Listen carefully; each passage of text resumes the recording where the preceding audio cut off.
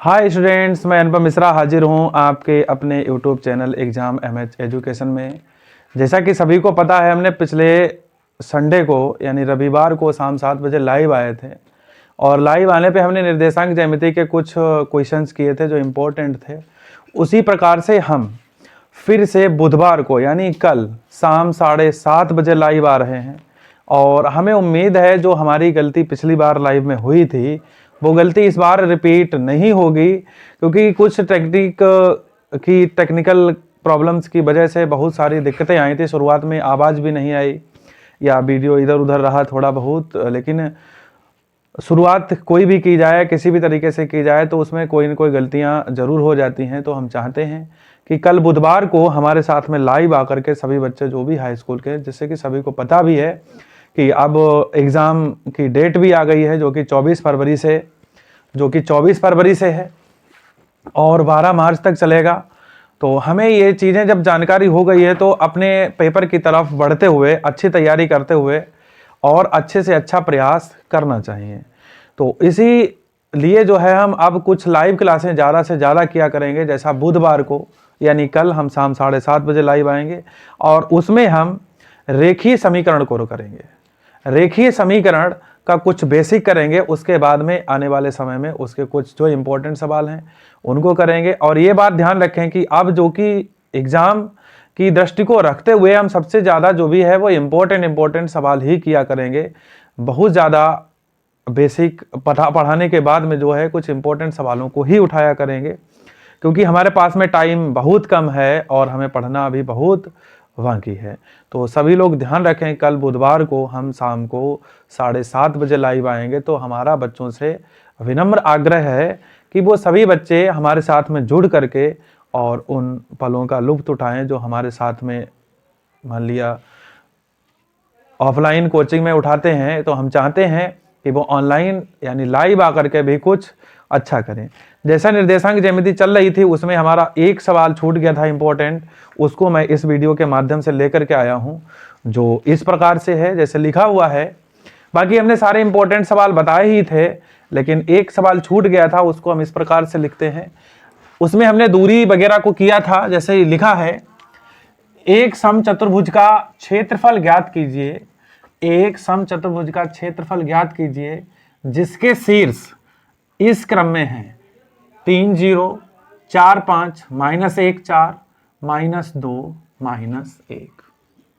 इस प्रकार से उसके हमें सारे शीर्ष दे रखे हैं और एक हमें हिंट दिया गया है, यानी संकेत बिंदु दिया गया है कि उस समचतुर्भुज का जो क्षेत्रफल है वो 1/2 और उनके विकर्णों का गुणनफल है। और उनके विकर्णों का क्या है? गुणनफल है। मान लेते हैं हम ये समचतुर्भुज है, ये हमने मान लिया कि समचतुर्भुज है। इसमें इसके जो निर्देशांक है वो A, V, C और D है। तो A, V और C, D में अगर हम देखें तो A को बताया गया है 3 0, तो इसको हमने लिख लिया 3 और 0। उसके बाद में है B को दे रखा है 4 5। C को दे रखा है -1 और 4। और उसके बाद में D को दे रखा है -2 और 1। तो इसी प्रकार से हमने सारे बिंदु लिख लिए। अब जो हमसे कहा गया उसको सबसे ज्यादा समझने की जरूरत है। कहा गया है कि समचतुर्भुज का जो क्षेत्रफल है वो है 1/2 गुणे उनके विकर्णों का गुणनफल। विकर्ण यानी कि इनके डायगोनल, जैसे ये A और C को मिलाने वाली रेखा को हम विकर्ण कहेंगे। यानी एक इसका विकर्ण हो गया AC और एक विकर्ण हो गया इसका BD, B और D हो गया। तो हम चलते हैं, निकालते हैं इनके विकर्णों की दूरी। तो जब हमने निर्देशांक पढ़ाया था, पार्ट फर्स्ट डाला था, उसमें हमने दूरी के बारे में बताया था। तो जिन बच्चों ने दूरी का सूत्र नहीं पढ़ा है, दूरी से सवाल नहीं लगाए हैं दूरी से संबंधित, तो हम चाहते हैं कि वो हमारा फर्स्ट पार्ट का निर्देशांक ज्यामिति का वीडियो देखें और उसमें दूरी का फार्मूला मिलेगा, दूरी से संबंधित सवाल मिलेंगे। तो हमें जो ये डायगोनल निकालने हैं, डायगोनल यानी कि हम इन दो बिंदुओं के बीच की दूरी निकालेंगे। दो बिंदुओं के बीच की क्या निकालेंगे बेटा? दूरी निकालेंगे। तो सबसे पहले नंबर पे हम ले लेते हैं डायगोनली ए और सी। ए और सी यानी ए सी ले लिया। तो ए सी में हम दूरी का सूत्र लगाएंगे। दूरी का सूत्र क्या होता है बेटा? बता रखा है, जिसने वीडियो नहीं देखा वो वीडियो देख ले। x2 minus x1 whole of square plus y2 minus y1 whole of square root x2 minus x1। तो x2 का मतलब है कोई भी मान सकते हैं, ऊपर नीचे में से कोई भी ले लें। तो हमने मान लिया कि x2 जो है वो -1 है, माइनस x1 जो है वो 3 है, whole of square plus y2 minus y1, y2 जो है वो 4 है और y1 0 है, होल ऑफ स्क्वायर y1 क्या है? 0 है। तो ये x1 x2 y1 y2 आराम से समझने की कोशिश करें। इनका जो पहला बिंदु होता है वो x होता है, दूसरा जो होता है वो y होता है। लेकिन जब हम दो निर्देशांक लेंगे तो उनमें पहला वाला x1 होता है, दूसरे वाले का पहला वाला जो होता है वो x2 होता है, और जो दूसरा वाला होता है वो y होता है, और दूसरे वाले का जो दूसरा वाला होता है वो y2 होता है। तो इस प्रकार से हम ध्यान रखते हैं और लगा लेते हैं। माइनस और माइनस हो जाएगा प्लस, 3 और 1 हो जाएगा 4 माइनस का, प्लस 4 0 का 4 ही रहेगा स्क्वायर, ये हो जाएगा 4 चक्कू 16, 4 चक्कू 16 इसका वर्ग करेंगे, इसका भी वर्ग कितना हो जाएगा? 4 चक्कू 16, 16 16 हो जाएगा 32, 16 16 कितना हो जाएगा? 32। अब यहाँ पे क्या होता है बेटा? वर्गमूल निकालना पड़ता है, जो कि ये 32 जो है किसी का परफेक्ट वर्ग नहीं है। तो हम कोशिश करेंगे इसका वर्ग निकालने की। जब हम लोग 32 का वर्ग मूल निकालेंगे तो 2 एकम 2, 2 छंग 12, 2 अट्ठे 16, 2 चक्कू 8, 2 दूना 4, 2 एकम, तो वर्गमूल निकालना सभी को पता ही होगा। तो जैसे इसका एक पेयर बन गया, एक इसका पेयर बन गया, यानी कि 2 पेयर बन गए, इन दोनों में से 2 2 उठा लेंगे। तो 2 दूना हो गया 4, और अंदर क्या बचा? एक जो पेयर एक जो 2 बचा हुआ है वो अंदर रूट में रहेगा, यानी इतने मात्रक 4 रूट 2 मात्रक ए सी की दूरी निकल के आ गई। ए सी की दूरी कितनी निकल के आ गई बेटा? ए सी की दूरी जो है वो निकल के आ गई है 4 रूट 2, यानी हमें इसका एक विकर्ण पता लग गया, क्योंकि इसमें बोला गया उसके विकर्णों का गुणनफल। तो यानी कि हमें दोनों विकर्ण पता होने चाहिए। तो चलो चलते हैं, अब हम लोग निकालेंगे VD को। अब हम लोग किसे निकालेंगे? VD को। तो VD में भी वही फार्मूला लगा लेंगे दूरी का, लेकिन सबसे पहले दूरी का फार्मूला पता होना बहुत जरूरी है। अगर हमें दूरी का फार्मूला नहीं पता है तो हम लोगों के लिए दिक्कतें उत्पन्न हो जाएंगी। तो लिखते हैं फिर से x2 minus x1 whole of square plus y2 minus y1 whole of square. जैसा ये सभी लोग ध्यान रखें कि हम किसी प्रकार का कोई भी सवाल लगाते हैं तो उस सवाल को लगाते समय कोई ना कोई सूत्र जरूर दे रखा होता है। ज़्यादातर तो उस सूत्र का इस्तेमाल जरूर करें। अगर हम सूत्र का इस्तेमाल नहीं करते हैं तो हमारे वो सवाल प्रॉपर समझ में नहीं आता है। तो x2 माइनस x1 देखते हैं। x2 हमने मान लिया -2 है, माइनस x1 जो है वो 4 है। x1 कितना है बेटा? 4 है, whole of square plus y2 minus y1, y2 हमने मान लिया -1 है, माइनस y1 जो है वो हमारा 5 है। ये x1 y1 और x2 y2 निकालना बड़ी आराम से सीख लें, इसमें जल्दबाजी ना करें, क्योंकि जल्दबाजी करने पर हम लोग धोखा उठा सकते हैं, सवाल गलत हो सकता है। अब ये क्या हुआ? -2 -4, तो ये हो गया बेटा माइनस का 6 स्क्वायर प्लस -1, और ये भी क्या हो गया? माइनस का 6 स्क्वायर। तो 6 छंग 36 प्लस 6 छंग 36, 36 और 36 को बेटा ऐड करेंगे तो हो जाएगा 72।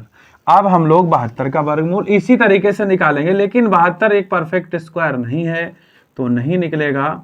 2 3 6, 2 छंग 12, 2 एकम 2, 2 अट्ठे 16, 2 नेम 18, 3 तियां 9 और 3 एकम 3। देखो एक 3 का पेयर बना और एक 2 का, तो एक 3 ले लेंगे और एक 2 ले लेंगे। 3 दूना 6, 3 दूना कितना हो जाएगा 6, और रूट क्या बचा बेटा 2, रूट 2 मात्रक।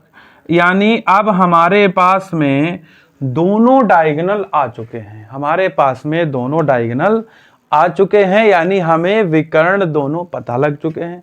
सवाल तो इससे ज़्यादा जल्दी हो सकता था, लेकिन हम कोशिश कर रहे हैं आप लोगों को प्रॉपर हर एक बिंदु पर बात करने की और समझाने की। तो समचतुर्भुज का क्षेत्रफल जैसे बताया कि उनके विकर्णों का गुणनफल 1/2 उनके विकर्णों का गुणनफल। तो सबसे पहले हमें विकर्ण निकालने चाहिए, तो विकर्ण कैसे निकलेंगे? विकर्ण निकलेंगे बेटा दूरी के सूत्र से। विकर्ण किससे निकलेंगे? विकर्ण निकलेंगे दूरी के सूत्र से। तो हमने इनके बीच की दूरी जो है निकाल ली। तो अब हम लोग क्या करेंगे? सूत्र लिखेंगे। ये क्या है? समचतुर्भुज का क्षेत्रफल बराबर 1/2 उसके विकर्णों का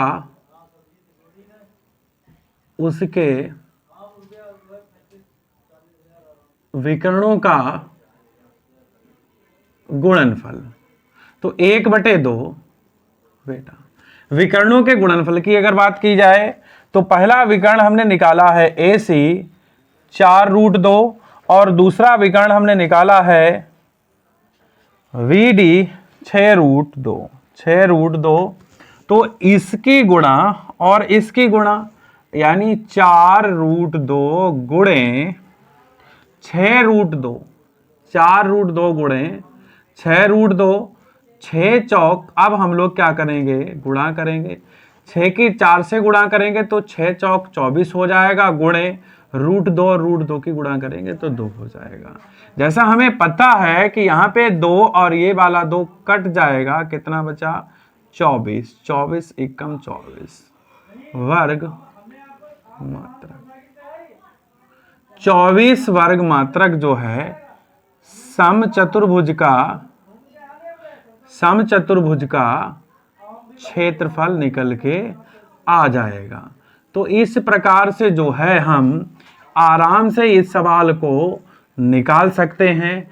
आप लोग कोशिश करें हमारे साथ साथ में एक बार करने की, और उसके बाद में फिर जो है प्रॉपर लेकर के बैठें और आराम से लगाएं, पूरा सवाल प्रॉपर लग जाएगा। तो हम लोग आज यहाँ पे जो है निर्देशांक ज्यामिति को समाप्त करते हुए, क्योंकि निर्देशांक ज्यामिति की सीरीज में हमने सारे इंपॉर्टेंट क्वेश्चन करा दिए हैं। सभी बच्चे ऐसा करें, एक बार स्क्रीनशॉट ले लें जो बच्चे पढ़ रहे हैं साथ में, और उसके बाद में जो है इसको प्रॉपर करने की कोशिश करें, क्योंकि ये बोर्ड के पॉइंट ऑफ व्यू से मोस्ट इंपॉर्टेंट सवाल है। तो हम चाहेंगे सारे बच्चे आराम से पढ़ें। और अब नेक्स्ट चैप्टर जो हमारा रहेगा वो रहेगा रेखीय समीकरण। रेखीय समीकरण जो हम कल उसका बेसिक 7:30 बजे लाइव आकर के बताएंगे। हम चाहते हैं कि सारे बच्चे हमारे साथ में जुड़ें। जो बच्चे बोर्ड के पढ़ने वाले हैं और समझने वाले हैं वो आएँ और शेयर करें, अच्छे से अच्छा वीडियो ले करके जाएं, अपने दोस्तों को बताएं और उनके माध्यम से हमारी सपोर्ट करने की कोशिश करें। हमें उम्मीद है कि जो भी हम कर रहे हैं वो कुछ ना कुछ बच्चों को अच्छा भी लग रहा होगा, कुछ ना कुछ बच्चों को बुरा भी लग रहा होगा, नहीं समझ में आ रहा होगा, इसका मतलब ये है। लेकिन हम चाहते हैं कि धीरे धीरे इस तरीके से जो है हमारा साथ दें, और जो हमारे अंदर कमियां आती रहें उन कमियों को बताएं, कहाँ पर क्या चीज़ कमी हो रही है। तो इस प्रकार से जो है हम उन पे सुधार करने की कोशिश करेंगे। और हमें उम्मीद है कि वीडियो सभी को समझ में आया होगा। तो सभी लोग हमारे चैनल को लाइक करें, सब्सक्राइब करें और हमारे वीडियो को लाइक करें, और अगर अच्छा लगे तो कमेंट भी करें, शेयर भी करें, अपने दोस्तों को भी बताएं, सभी को साथ में जोड़ें। इसके माध्यम से आपको जो भी इम्पोर्टेंट, हाँ और एक सूचना और देनी है कि हम कुछ दिनों में हिंदी का भी लाइव क्लास लेकर के आएंगे, जिसके माध्यम से आपको कुछ इम्पोर्टेंट चीज़ें मिलेंगी, और साइंस का भी लेकर के आएंगे। पहले हमने मैथ से स्टार्टिंग की है, धीरे धीरे हम दोनों अन्य सब्जेक्ट जैसे साइंस वगैरह भी कोशिश करेंगे। तो सभी लोग सपोर्ट करें। धन्यवाद।